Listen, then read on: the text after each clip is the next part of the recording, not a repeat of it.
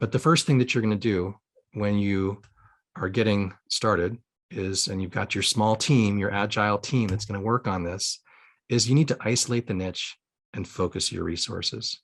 So a niche is just a group of people who share the same desire to move from state 1 to state 2, where your offering provides the mechanism to get them to that new state. It doesn't necessarily have to do with geography. You could have 2 geographies that are the same niche, because you've got executives in South Africa and executives in Boston that are both trying to transform their telco using AI, for example. It also isn't mean, one industry. You can have multiple industries, because different industries can try to go through similar horizontal transformation. In fact, sometimes there's a lot of good lessons that are learned between them. At any rate, so that's the first step, is you need to focus your resources. So I mentioned before a little bit about Adyen. We started working with them. They had 3 to 4 million in revenue. They only had one major client in the US, which was more like a channel partner, Emerson Electric, the American industrial company. Torsten, the CEO, was a repeat entrepreneur. He'd worked at Early Bird, a German VC. He and I had worked together the first year I got to Europe and took over as the CEO of Adyen. He wanted to put his foot on the gas pedal, on the growth gas pedal. What did we do? Well, the first thing we did was we got a focus list of the top 25 IoT ecosystem partners that we thought would be good channel partners for them. So this is not a direct strategy. This is a partner strategy in this case. We took the existing assets they had, the decks, the data sheets, the case study, and the like, and we wrote some outbound copy, and we sent a bunch of intros to execs. Within a few days, we had our first calls, but we also needed to get some help at the top. One guy who'd spoken at one of our gatherings a couple of years earlier was Maciek Kranz, and Maciek was a leading Cisco IoT market strategy guy, as the VP of corporate innovation there. We set up a meeting, shared our collateral, and over the next few months, he helped us drive across not just the open innovation program Cisco had, but also helped us steward through to an exclusive OEM partnership for Cisco's new industrial IoT product lines. Huawei was gobbling up the low end of their product lines with lower cost solutions, and Cisco needed an intelligent app they could put inside their routers. Adyen was originally a hardware, edge software, and cloud architecture company, but they ended up needing to port the edge software onto the Linux guest system of the Cisco router and would get a quarter out of every dollar sold of those industrial solutions. We continued to do our outreach to other companies. Meanwhile, developing standard sales materials, VSLs, cases, but then Cisco brought us into their partner network. Our sales tools were tailored for Cisco. We baked in battle cards. We shared videos with thousands of internal sales and solution engineers, as well as their top distribution partners like Zones. The founders and board of directors were amazed to see the market leader as a new strategic exclusive partner. When it was time to raise the next round at the time, there was very little friction. The round was closed and the money was wired. I hadn't expected that, but it was great to see the levers that we created for management to get that done. Torsten, the CEO, with his family and the head of solutions, moved to the US, and a couple of years later, they were acquired by a German industrial. By using a partner channel and repurposing the tools we built for our own sales effort, like sales battle cards and video, we got our scale for the business, not to mention the exit. So you want to isolate your niche, the group of people who have the common desire to get from one state to another. By focusing on that group, you'll end up with content that is so clearly relevant to them that they will be amazed, since you are describing their world. And from a solution perspective, the better you can be at validating your assumptions, your beliefs, and providing the exact steps to solving their problem, the more trust and confidence you build. Plus, you'll be able to see if your solution actually is differentiated from other options they have. In any good VSO, including Q&A is also important. In video sales, you are not there to see their eyes or hear their questions, so you've got to go ahead and include those from the start. We include some questions here. So what's a niche? A niche is a group of people who have desire to go from state 1 to state 2. Segment is a subgrouping used more in marketing. Is your niche or segment set in stone? Absolutely not. but the more narrow your niche, the more relevant your messaging. And who should be leading this? Well, either your CXO or the business development and sales lead within the organization. After the first couple of months, you'll need to start filling someone's calendar with meetings whose comp plan is tied to revenue. The video sales letter can come from the founders or CXO or sales team. It can also help to tackle this. So that's step one. Isolate the niche and focus your resources. Step two, build a video sales funnel and test it using free traffic methods. So like LinkedIn prospecting is a big one, list farming, cold email prospecting, and the like.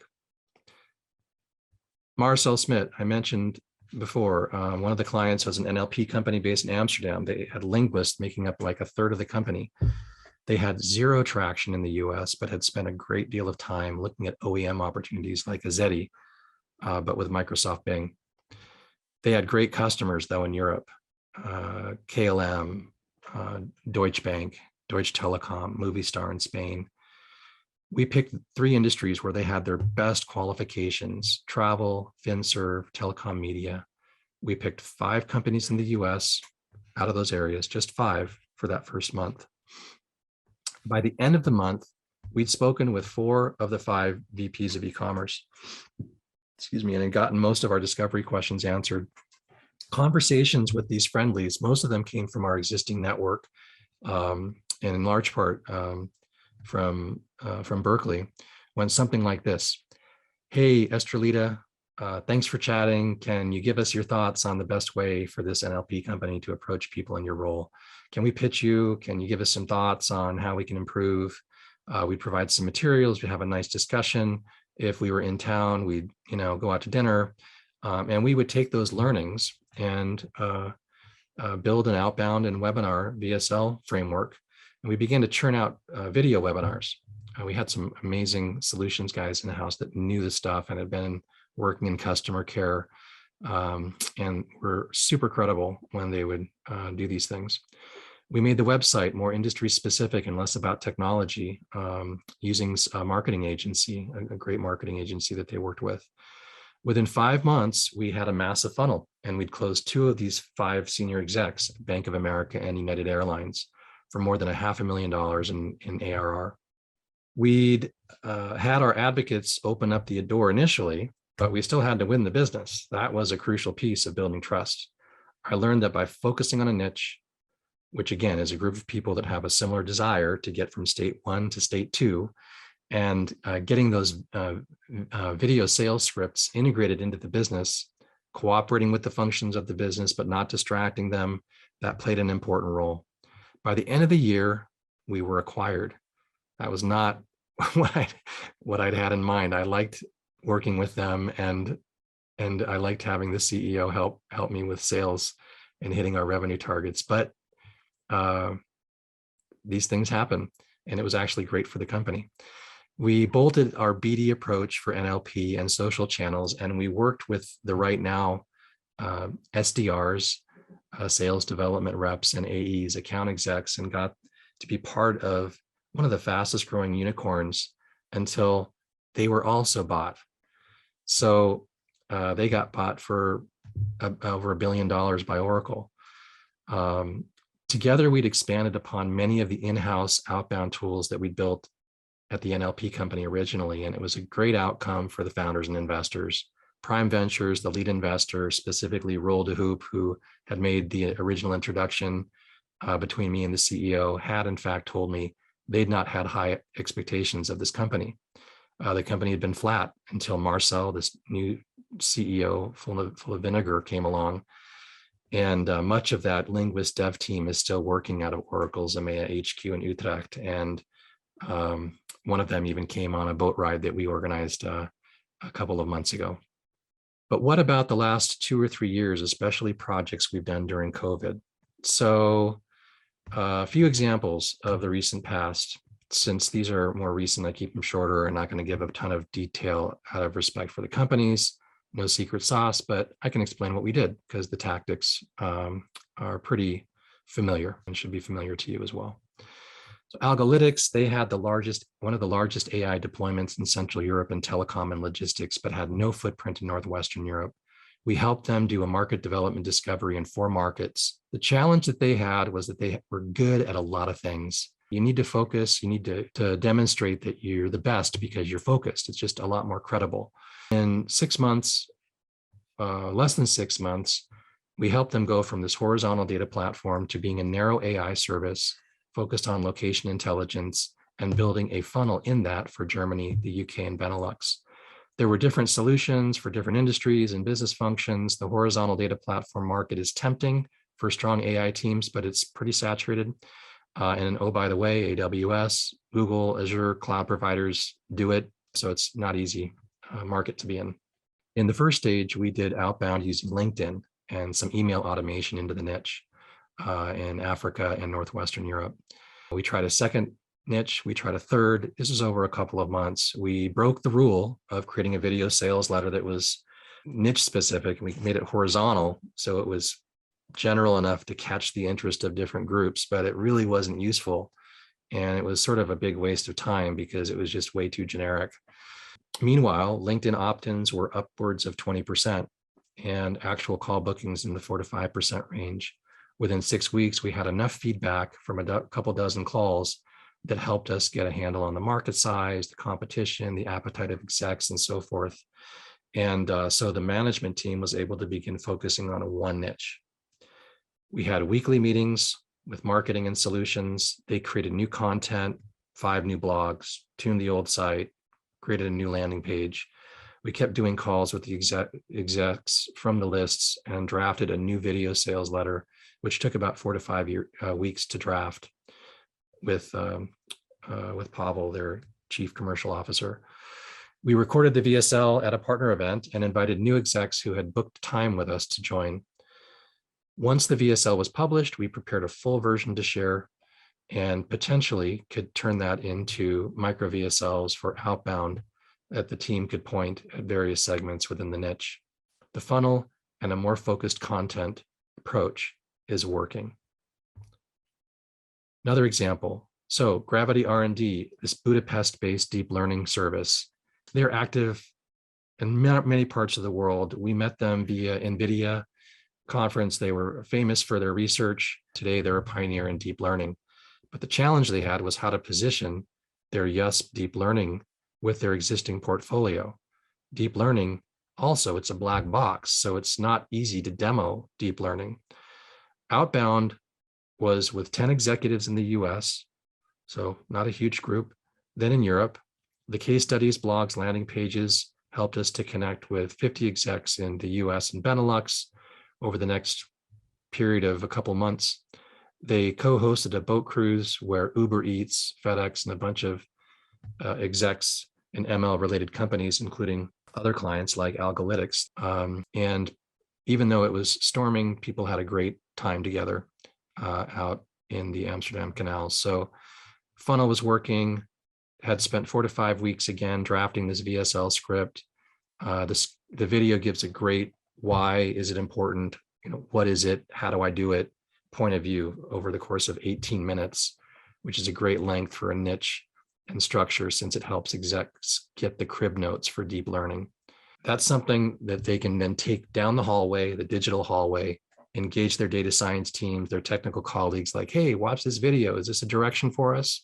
How can we help them get from their desired state, which is to, really they want to avoid missing the boat, AKA losing market share because their heads are in the sand on this deep learning stuff. So this is a way to help them avoid getting left behind. They got more focused content, clearer message for taking the customer from state 1, which is we're worried about being leapfrogged, to state 2, which is doing something that brings 20% more revenue to the business or could boost their career. The action flow and sales scripts and so forth were developed. Going more sub-niche here could be great. We'll see where they want to go. In October, along with I mentioned this boat thing that we organized with them, and the boat was packed. It was a lot of fun, and you can see the video on our site. XTPL quantum computing and advanced manufacturing solution. They were going to launch an office in San Jose and wanted to help semiconductor and smart material manufacturers go to the next level of nano manufacturing. They could make windows conduct high amounts of electricity, like VR glasses or windows on a Tesla, to do more stuff without seeing the wires in the glass, since they were a fraction of the diameter of a human hair. We did one outbound into cold LinkedIn profiles, went back to many of the execs who joined past events, got 80 booked calls out of about a 200 company target list up front. And around the time that they went into the US, that towards the tail end of our project, their market cap went up by 50 million after being flat for like a year on the Polish stock exchange, which was pretty cool, although probably related to a lot of things they were doing well. Last example, Cinerise, 200-person company in Central Europe, setting up offices over 6 months. We tested their message for the US, showcased them via the network. This triggered their first top 5 retailer proposal request. The COO was able to open a New York office and began running tests, working with the HQ back in Europe. So those are some examples of how this video sales funnel can work. It shows how you've got heavy lifting being done by, got this video sales letter like the one that I'm presenting to you right now. You're using the automation on the top end here. And then as people get interested, you're filling in the form, then you're going into remarketing and backwards and around again. So it's very straightforward, definitely not rocket science, but easy to get lost in the weeds and forget that the main point is trying to really nail it in the messaging and to get engagement. Can really help support the junior members of the team to get the knowledge that's in the CEO or senior people's head straight in front of the prospect. And then the process of getting other decision makers on board without having to repeat yourself every single time. For example, here, where you see on the left-hand side, you've got all this manual stuff that's going on, both from the SDRs, passing to the execs, trying to figure out on the client side, how to sort of coordinate that. It just never goes smoothly. Whereas on the right-hand side, you've got these video sales letters that go deep, are super tailored, and go through a format, which hopefully by the end of this video, you'll see can be quite effective.